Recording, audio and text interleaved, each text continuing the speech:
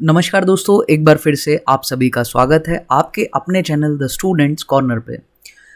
जैसे कि आपको पता है कि हमने वर्ग 3 के लिए एक इंग्लिश की क्लासेस स्टार्ट की हैं, जिसमें हम एग्ज़ाम के पहले पहले तक आपका सब कुछ कवर करेंगे इंग्लिश में, और कोशिश रहेगी कि आपके फुल ऑन फुल मार्क्स में मैं सब कुछ कवर करवाऊँगा आपका एग्ज़ाम के पहले तक, है ना? जिससे कि आपके मेंस और प्री दोनों ही तरीके के एग्ज़ाम की बढ़िया से तैयारी हो सके। तो ये क्लासेस आपकी एक्चुअली, क्योंकि जो इंग्लिश में वो आप इनका लेवल, जो क्वेश्चंस का लेवल है वो काफ़ी अच्छा सा है, तो ये आपके वर्ग 2 में भी काम आएंगे। साथ ही साथ आप यूपी टेट की तैयारी अगर कर रहे हैं तो उसमें भी आपका ये काम आएगा। इसके अलावा अगर आप सी टेट या फिर किसी और स्टेट टीईटी की तैयारी कर रहे हैं तो उसमें भी आपको बिल्कुल काम आएंगी।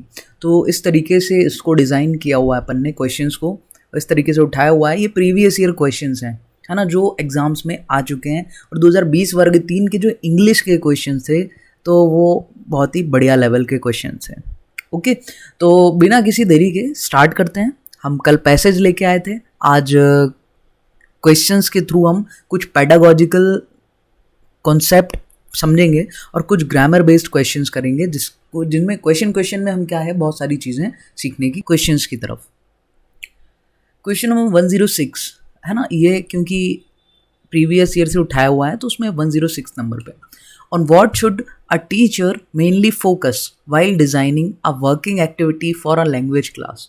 देखो, एक चीज़, मैं क्वेश्चंस को सॉल्व करने के पहले मैं इन वीडियोस में आपको मेरी स्ट्रेटेजी भी बताता हूँ कि मैंने किस तरीके से, किस स्ट्रेटेजी को फॉलो किया, है ना, किस तरीके से क्वेश्चंस को टैकल किया, तो वो मैं आपको बताऊंगा। हालांकि सबकी अपनी स्ट्रेटजीज हो सकती हैं, तो आप अपनी अलग स्ट्रेटजी अपना सकते हो, बट जो मैंने किया वो मैं आपके साथ डिस्कस करूंगा। जब हम बात करते हैं पेडागॉगी की या पेडागॉजी की, तो हमें एक चीज़ मैं आपको बता दूं कि जब हम पेडागॉजी की बात कर रहे हैं, हमें क्या करना है, हमें हमेशा पॉजिटिव रहना है। क्या रहना है? पॉजिटिव रहना है। जैसे हम किसी नए व्यक्ति से मिलते हैं तो हम क्या करते हैं, अपनी पर्सनैलिटी कैसी दिखाने की कोशिश करते हैं, एकदम पॉजिटिव, है ना। कई बार क्या होता है कि जो चीज़ें हम नहीं भी कर रहे हैं बट हम उसको भी बहुत पॉजिटिव वे में रख देते हैं सामने वाले के सामने। तो जैसे हम अपनी पर्सनैलिटी को शो करते हैं, ठीक उसी तरीके से हमें एग्जामिनर को अपनी पॉजिटिव साइड दिखानी है। जब हम बच्चों के लिए कोई क्वेश्चन आएगा, पेडागॉजिकल क्वेश्चन है, आप केवल ये देखिए कौन सी चीज़ सबसे अच्छी होगी बच्चों के लिए, है ना, स्टूडेंट्स के लिए, छात्र के लिए। और आप देखेंगे कि 90% क्वेश्चन आपके हो जाएंगे, क्योंकि पेडागॉजी मीन्स आपको हर तरीके से केवल और केवल बच्चों की भलाई के बारे में सोचना, और बिल्कुल नेचुरल वे में, जितना आप कोशिश कर सकें आपको नेचुरल रखना है सारी चीज़ें, है ना। जैसे उनके आसपास के एनवायरनमेंट से सिखाएंगे हम, है ना, ईवीएस की चर्चा करें या कोई भी सब्जेक्ट हो, तो बिल्कुल नेचुरल तरीके से चीज़ें पॉजिटिव दिखाने की कोशिश हमें करना है क्वेश्चंस में। और न सिर्फ दिखाने की, बल्कि मैं आपको बोलूँगा, आप जब टीचर बने तो आप बच्चों के साथ उन चीज़ों को।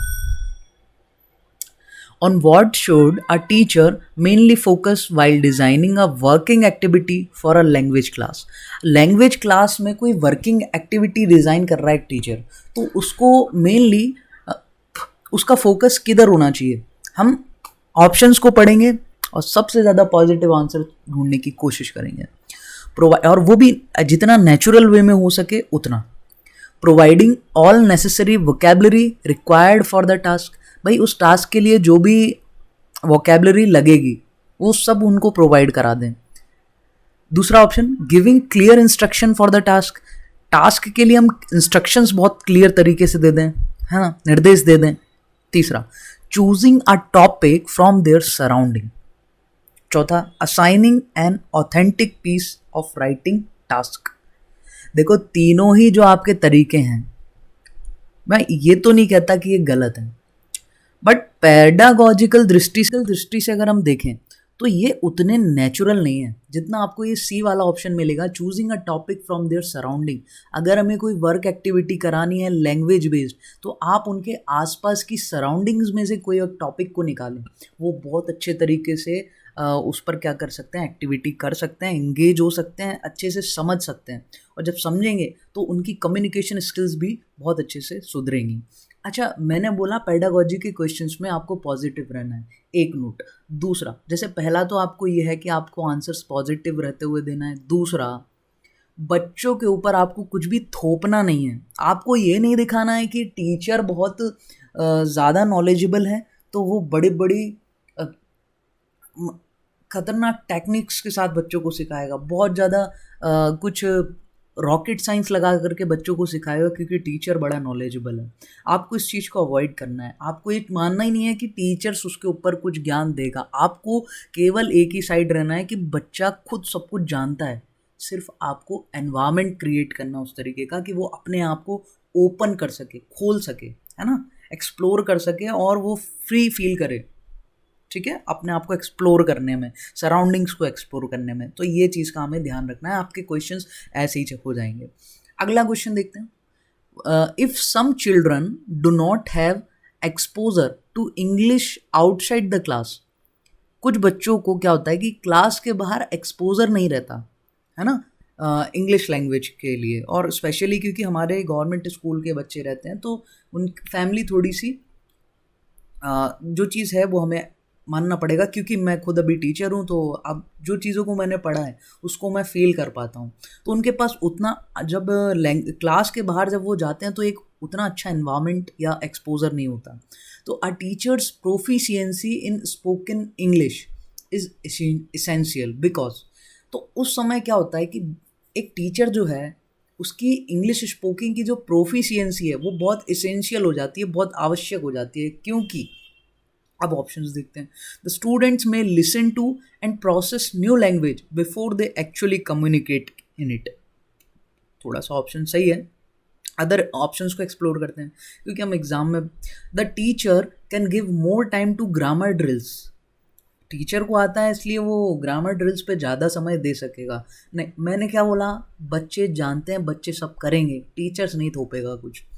The teacher can edit the errors in students learning process, बच्चे की लर्निंग प्रोसेस में टीचर एरर ढूंढेगा, गलती निकालेगा ना। ये नहीं, पॉजिटिव को दिख रहा है क्या इसमें कुछ? नहीं, ये एक नेगेटिविटी है। Student can imitate, practice and drill the statements और sentences used by the teacher. अब इन दो क्वेश्चंस पे हम चलते हैं, लेकिन फिर यहाँ पर आता है इमिटेट मीन्स नकल करना। तो ये जो इमिटेट वर्ड है ये कहीं ना कहीं इसको थोड़ा सा नेगेटिव बना रहा है। और यहाँ पर जो वर्ड है वो स्टूडेंट्स में लिसन टू, बच्चे सुनेंगे और प्रोसेस करेंगे न्यू लैंग्वेज को, एक नई लैंग्वेज को प्रोसेस करेंगे बिफोर दे एक्चुअली कम्युनिकेट। उसमें कम्युनिकेट करने से पहले वो अपने माइंड में एक न्यू प्रोसेस का, न्यू लैंग्वेज को प्रोसेस करेंगे। बच्चे खुद कर रहे हैं, तो ये ऑप्शन आपका सही होगा, है ना, ऑप्शन नंबर ए। इस तरीके से हमें पॉजिटिव और नेगेटिविटी को ढूंढते हैं। तो हम कोई रॉकेट साइंस नहीं भी पढ़ते हैं, हम पेडागोजी की कोई बड़ी बड़ी किताबें नहीं भी पढ़ते हैं, फिर भी आप इन क्वेश्चंस को टैकल कर सकते हो। अगले क्वेश्चन पे चलते हैं। हम इसी तरीके से पढ़ने वाले हैं, हम सारे क्वेश्चंस को डिटेल में पढ़ेंगे ताकि उन क्वेश्चन के साथ साथ जो वर्ड रिलेटेड हैं तो उनके बारे में भी हमें कंप्लीट नॉलेज हो सके ताकि अदर क्वेश्चंस बने। Which of the following skills is involved if notes are made using a flow chart or a web diagram? देखो, आपने कोई चीज़ पढ़ ली, है ना।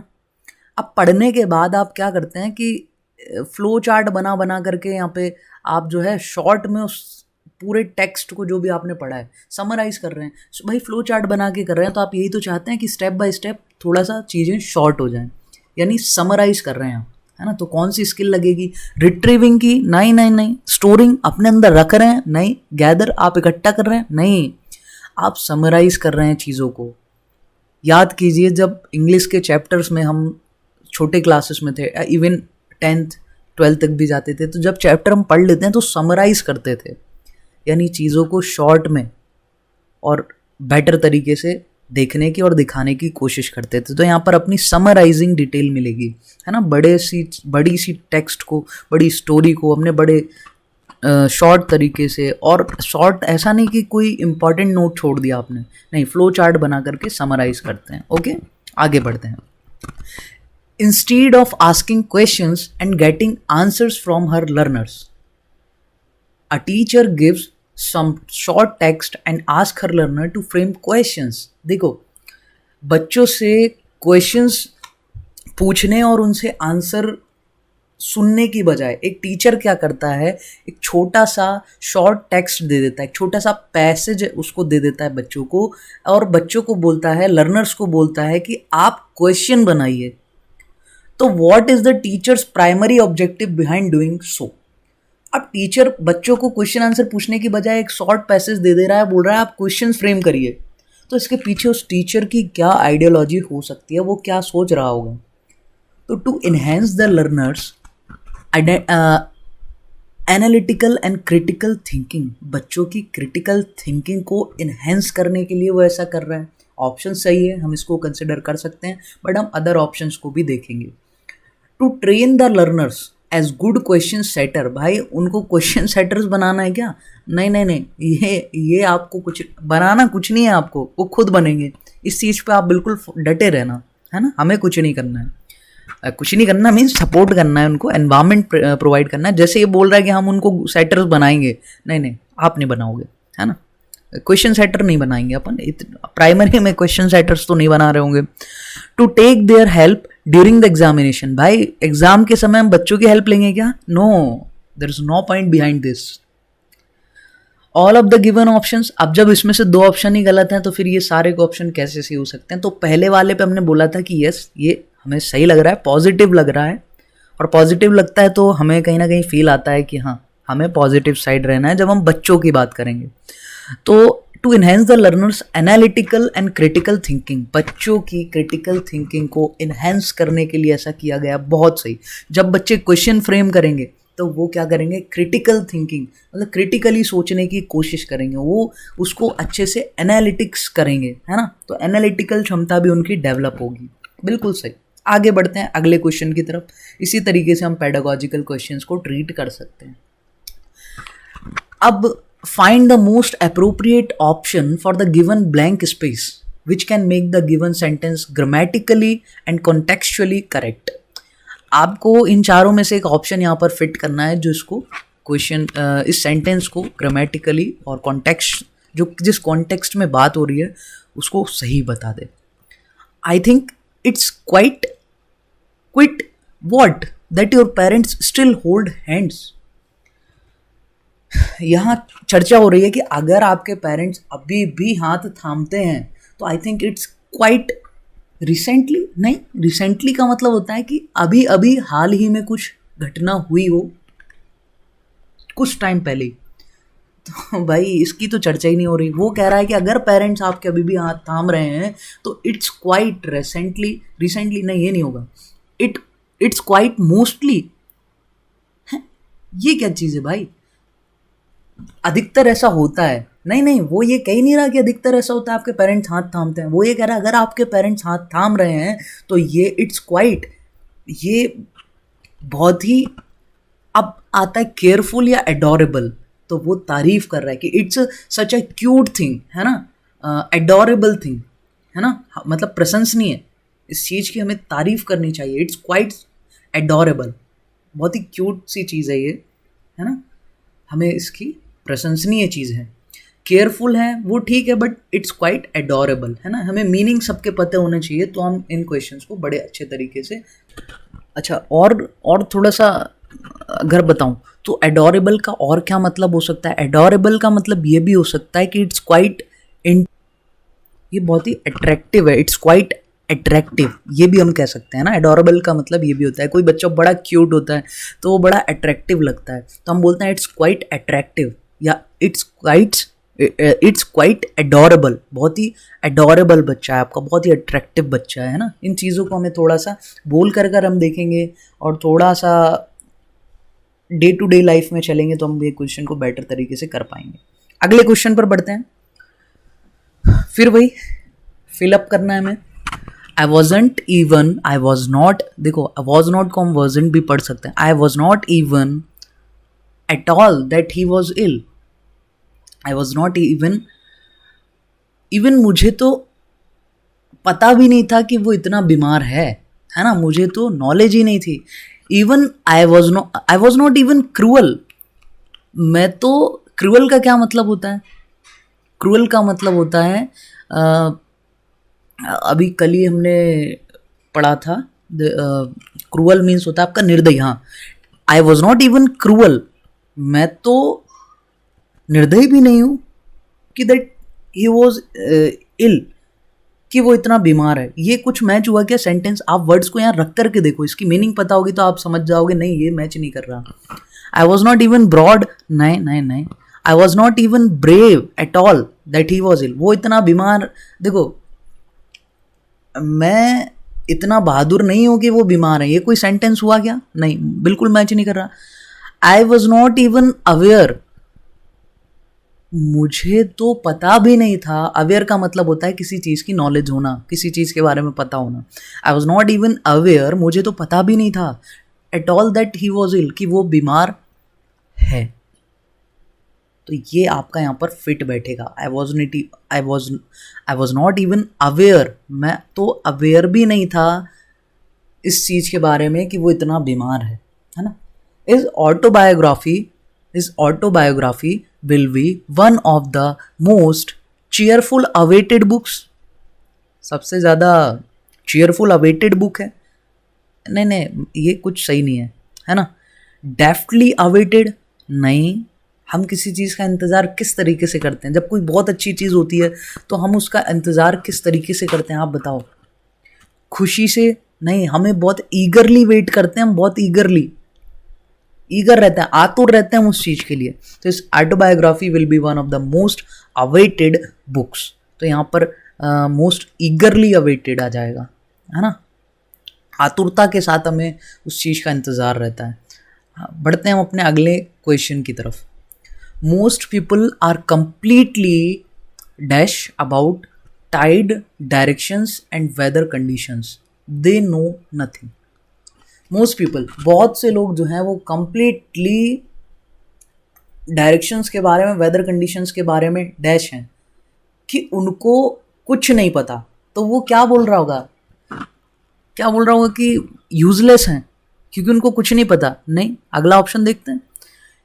Most people are completely thoughtful, बहुत थॉटफुल होते हैं इसीलिए उनको कुछ नहीं पता, दैट दे नो नथिंग। नहीं, थॉटफुल होंगे तो कहाँ से भाई, ये तो गलत हो गया।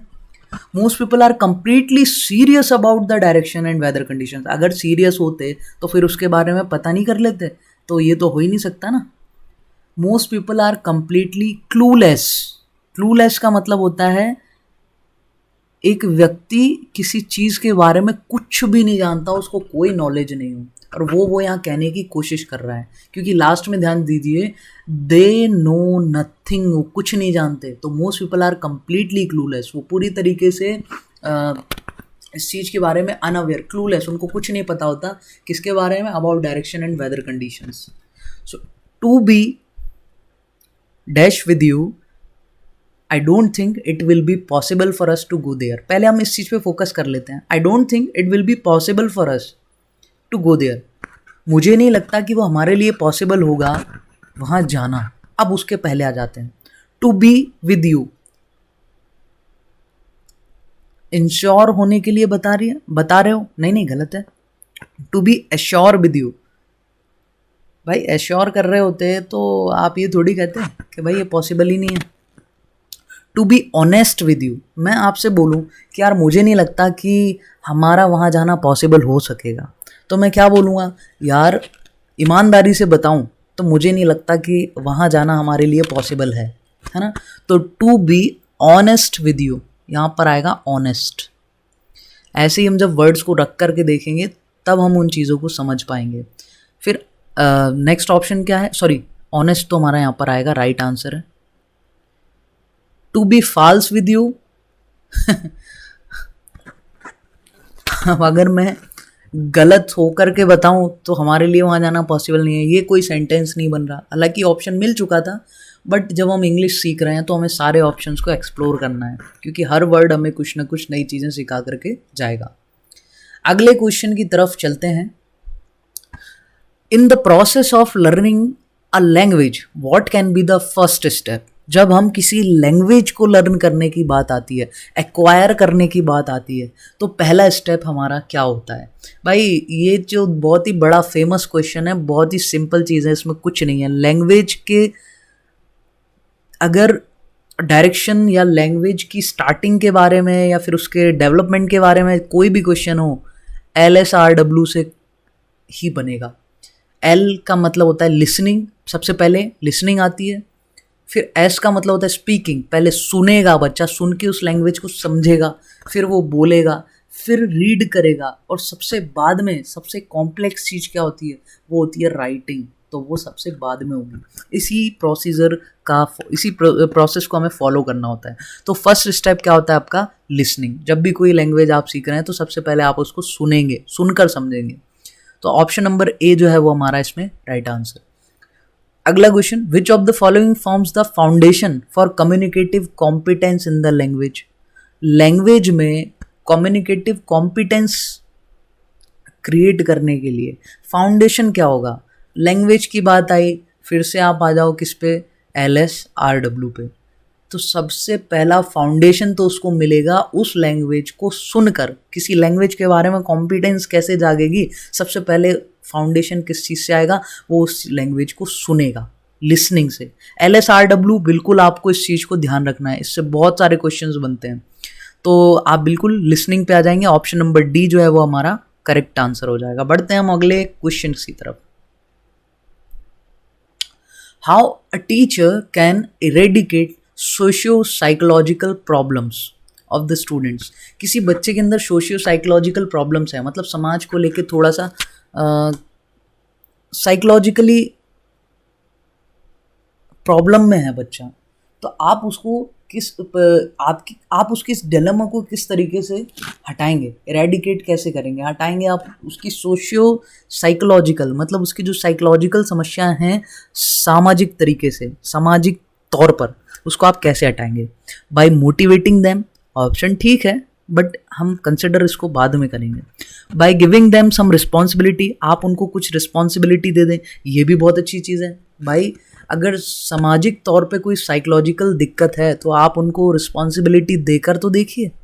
जब कोई रिस्पॉन्सिबिलिटी वो लेंगे, ऐसा नहीं है कि आपने पूरी तरीके से कोई मतलब पूरी रिस्पॉन्सिबिलिटी थोप दी, नहीं, बस उनको फील कराना है कि yes they are responsible for the समाज, वो समाज के लिए रिस्पॉन्सिबल हैं। और साथ ही साथ अगर आप उनको मोटिवेट भी करते चलें तो वो बहुत ही बढ़िया परफॉर्म कर सकते हैं जब, और वो एक ही रिस्पॉन्सिबल सिटीजन बन सकते हैं ना समाज के अंदर। और जो साइकोलॉजिकल समस्या है वो भी दूर हो जाएगी जब वो समाज से थोड़ा सा अटैच होंगे, जुड़ेंगे। तो both of the given options, हाँ बिल्कुल आपके दोनों ऑप्शंस का अगर यहाँ ऑप्शन मिल गया है आपको, अगर भाई इन दोनों में से एक सिलेक्ट करना होता तब मुश्किल होता हमारे लिए, बट अगर दोनों का बोला यस, दोनों ऑप्शंस करेक्ट है यहाँ पर। अगले क्वेश्चन को देखते हैं। तो यहाँ क्या अपना option both of the given option. अगला question, a learner is unable to use certain difficult rules of language. एक बच्चा जो है वो किसी लैंग्वेज के डिफिकल्ट रूल्स को फॉलो करने में अक्षम है, मतलब सक्षम नहीं है। इस कारण से वो क्या करता है, उसके यूज़ को ही वो स्किप कर देता है। जब भी वो रूल आता है जो उसको थोड़ा डिफिकल्ट लग रहा है, नहीं वो समझ पा रहा है, तो वो उस चीज़ को स्किप कर देता है, छोड़ देता है ना, और आगे बढ़ जाता है। तो इस टाइप के एरर्स को आप क्या बोलेंगे? क्या ये डेवलपमेंटल एरर है? नहीं, डेवलपमेंटल एरर तो नहीं है ना। बच्चे के डेवलपमेंट में कोई समस्या इसीलिए ऐसा हो रहा है? नहीं, ऐसा नहीं है। वो तो किसी डिफ़िकल्ट रूल को देख करके सोच रहा है कि यार मैं निकल लेता हूँ इसको छोड़ करके, तो ये डेवलपमेंटल एरर नहीं है। इंड्यूस्ड एरर है? नहीं है। अवॉइडेंस एरर है? यस, वो अवॉइड कर रहा है, यही एक समस्या है ना। अवॉइड करना बंद कर देगा तो वो उसको उस डिफ़िकल्ट रूल को भी समझ सकता है। फिर इंटरलिंगुअल एरर क्या होता है? भाई इंटरलिंगुअल एरर वो होती है जब आपके कोई नेटिव लैंग्वेज हो और उसके इंटरफेरेंस के कारण जो आपकी टारगेट लैंग्वेज है जो आप सीख रहे हैं उसमें कोई एरर आ रही है, तब हम कहते हैं इंटरलिंगुअल एरर, है ना। जो आपकी नेटिव लैंग्वेज के कारण उसमें कोई इंटरफेरेंस आ जाए। तो होप आपको चीज़ें समझ आ रही होंगी, कैसे आप पेडागोजी से निकल सकते हैं, आपको समझ आ रहा होगा। सी वाला ऑप्शन जो है वो हमारा बिल्कुल सही ऑप्शन है। चलेंगे अगले क्वेश्चन पे। Now inferential comprehension requires a reader to. सबसे पहले आप ये टर्म को समझो। भाई क्वेश्चन करने का क्या फ़ायदा है हमारा? क्वेश्चन हम इसीलिए सॉल्व करते हैं प्रीवियस ईयर वाले कि उन क्वेश्चंस के थ्रू हम कई बार बहुत अच्छी अच्छी चीज़ें बहुत अच्छे तरीके से समझ लेते हैं, है ना, ज़्यादा अच्छे तरीके से। तो इनफेरेंशियल कॉम्प्रीहेंशन क्या होता है? ये वो चीज़ है कि आपने किसी चीज़ के बारे में बच्चे को कोई डिटेल में नहीं बताया, आपने थोड़ी इन्फॉर्मेशन दे दी उसके बारे में, ज़्यादा कुछ नहीं बताया। ऐसा नहीं एकदम क्लियर आपने समझा दिया बच्चे को या बहुत सारी चीज़ें बता दी हूँ, नहीं, आपने थोड़ा सा टेक्स्ट उसको दिया कि आप इसको पढ़ो, और फिर वो बच्चा क्या करेगा कि सारी नॉलेज नहीं दी, वो अपना इंटरफेरेंस उसमें ले जाएगा, वो खुद इंटरफियर करेगा उस चीज़ में, और इंटरफियर करके खुद इंटरप्रिटेट करेगा कि उसमें क्या हुआ होगा, ये स्टोरी का बेटर फॉर्म क्या हो सकता है ना, ये किस तरीके से आगे बढ़ रही होगी। जो चीज़ें आपने उसको नहीं भी दी वो खुद से इंटरप्रिटेट करेगा, इंटरफियर करेगा उस टेक्स्ट के अंदर, उसको कहते हैं हम इनफेरेंशियल कॉम्प्रीहेंशन। होप आपको समझ आया होगा। जब आप बच्चे को कुछ थोड़ा सा मटेरियल दे देते हैं किसी चीज़ के बारे में, कंप्लीट नॉलेज नहीं देते, तो वो बच्चा फिर क्या करता है, वो अपना दिमाग लगाता है और खुद से इंटरफियर करता है और चीज़ों को समझता है और बढ़ाकर उसको समझने की कोशिश करता है ना। तो study authors background and the era of writing. भाई वो ऑथर्स का बैकग्राउंड पढ़ेगा, ये तो पॉसिबल नहीं है।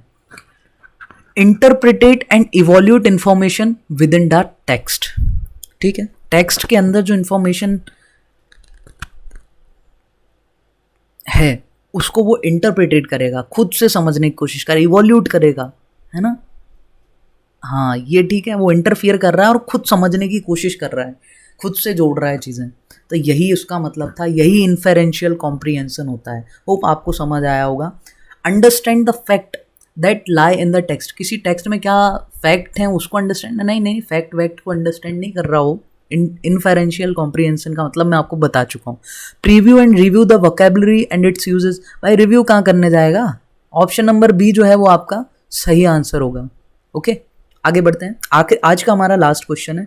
तो कल के पैसेज को और आज के क्वेश्चंस को मिला करके हमने प्रीवियस ईयर में वर्ग 3 का इंग्लिश सब्जेक्ट के जो 30 क्वेश्चन एक पेपर के हुए हैं, आए हुए पेपर में, उनको कंप्लीट कर लिया है। तो यह है आज का आखिरी question. In order to improve spelling errors of students a teacher should. बच्चों की स्पेलिंग एरर्स को दूर करने के लिए बच्चे क्या करते हैं, जैसे एप्पल हो गया तो वो बच्चा लिख रहा है APLE, इस टाइप की स्पेलिंग एरर्स आ रही हैं। अब इसको दूर करने के लिए बच्चा क्या करेगा? मैंने आपको जो बोला आपको वो ध्यान रखना है। आप बच्चों को कुछ भी थोपेंगे नहीं, पहली चीज़। नेचुरल तरीके से सिखाने की कोशिश करेंगे, दूसरी चीज़। और पॉजिटिव साइड रहेंगे हमेशा, तीसरी चीज़। आइए ऑप्शंस देखते हैं। Create a spelling wall in the classroom. क्या करते हैं आप, क्लासरूम के अंदर एक स्पेलिंग वॉल बनाते हैं, एक दीवार टाइप की कुछ बना देते हैं जिस पे आप स्पेलिंग्स लिख कर रखें। उससे क्या होगा मैं बताता हूँ। बच्चा आएगा जाएगा, आते हुए देखेगा, जाते हुए देखेगा, बैठा हुआ है तब भी देखेगा, तो वो बार बार उस चीज़ों को देखेगा और पढ़ेगा। अगला ऑप्शन देख लेते हैं एक बार। ये क्वेश्चन ये जो ऑप्शन है वो सही लग रहा है। Ask them to memorise. भैया मेमोराइज, बच्चों को कभी भी मेमोराइज नहीं कराना, रटाना तो है ही नहीं। मेमोराइजिंग का मतलब होता है रटाना।